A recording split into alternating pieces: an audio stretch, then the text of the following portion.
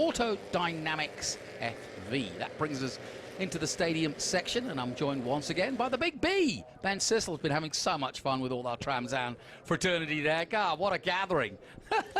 Yeah, it's crazy. Gar Robinson, the winner of the race from Texas, I think he brought, they must have had 2 school buses full of his entourage, which was really cool to see. Now, according to my race monitor here, Burke Nash, who was up there in the top 3-4 yesterday, is starting from 16th on race monitor. Not sure why, but a lot of times this Formula group likes to mix it up. Formula V group likes to mix it up, but we're about to have some fun here as they come around, and I'm going to try to catch my breath. You do that. But they're going to come around and take the green flag, Jonathan. All right, here we go. Simon Hughes will lead them away. We're sure of that. The 9, you'll see him on the left-hand side of your screen when we get that full front shot. Here it is. Sorry, now on the right hand, of course.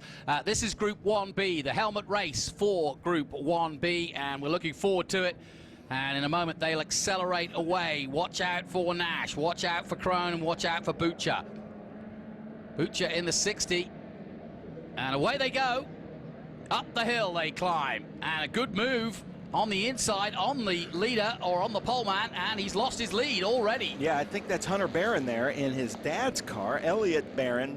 According to his helmet, I'm thinking that's Hunter Barron that took the lead into 2, followed by Butcher and Simon Hughes in 3rd there, Jonathan. Yeah, good start for the helmet race, and it's all for the Big Bell helmet and everybody we've seen earlier in the SVRA categories that the group races get a little bit more spicy when it's a Bell helmet on the line. And of course, it's not so much the Bell helmet, it's more the pride of being the national champion.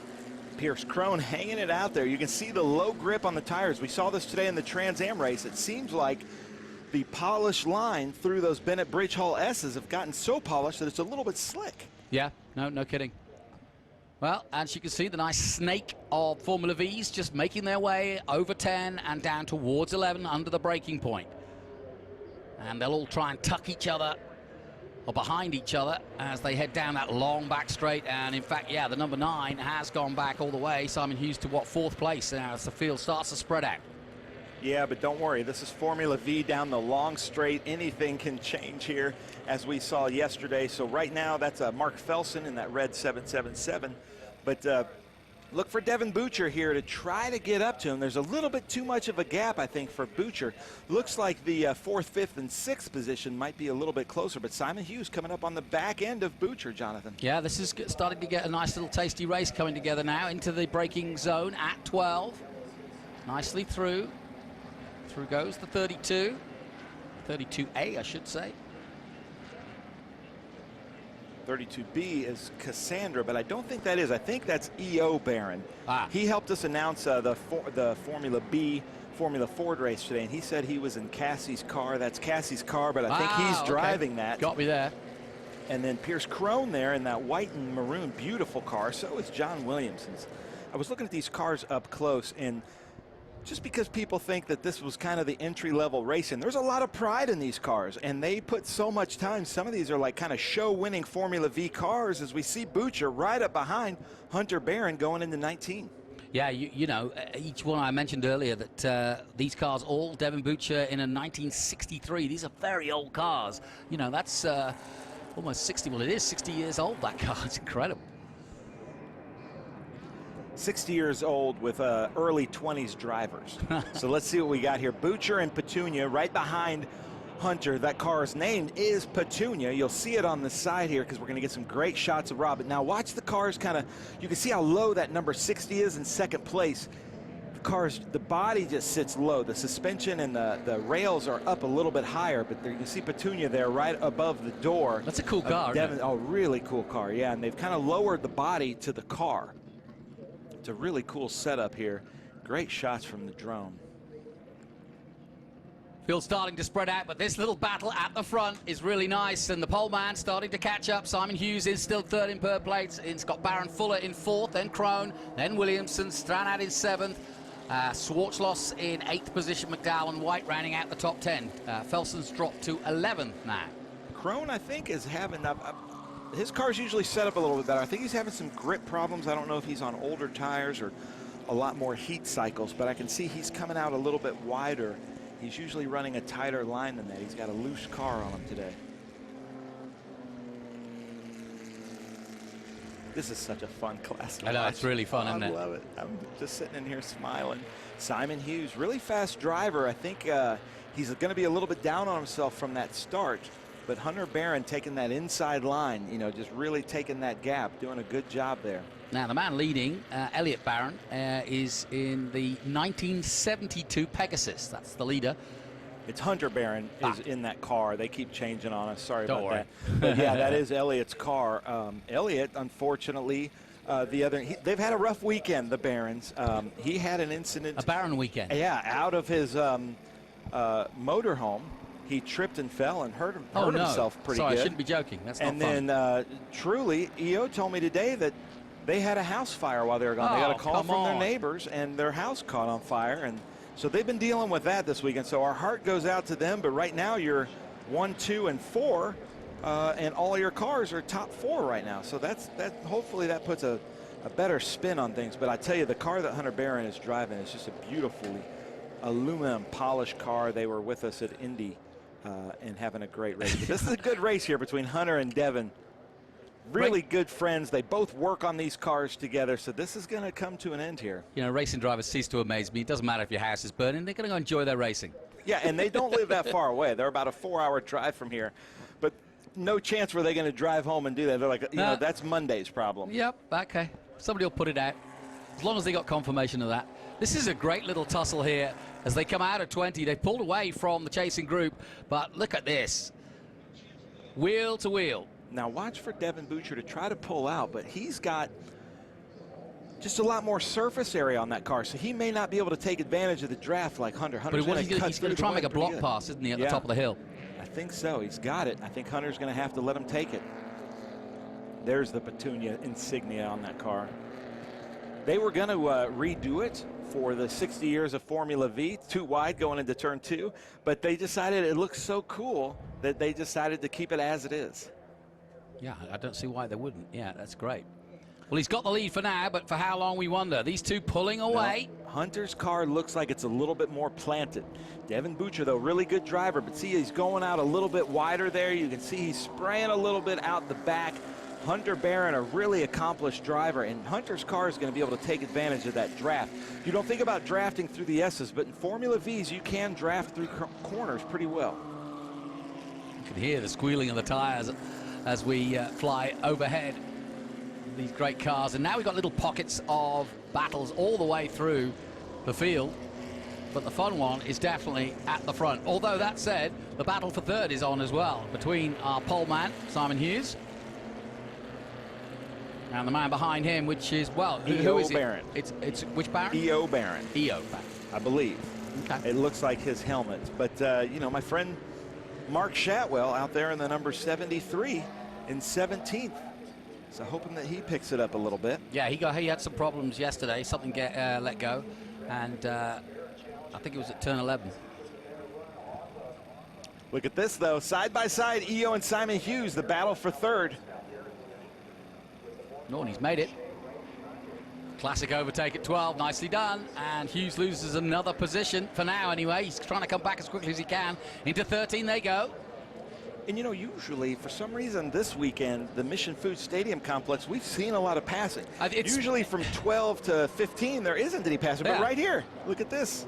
It's as though, I was talking to Adam Andretti about this, it's as though suddenly we found another line through 13, and that is to stick it on the outside, get lots of grip, and then hold it in there on the inside for 14. But that said, you can also stay on the outside and still make a move. So it's really, yeah, we've got some new moves happening here at the Circuit of the Americas, and I don't know why suddenly it's taken 11 years for them to find this little nuance, but we'll take it.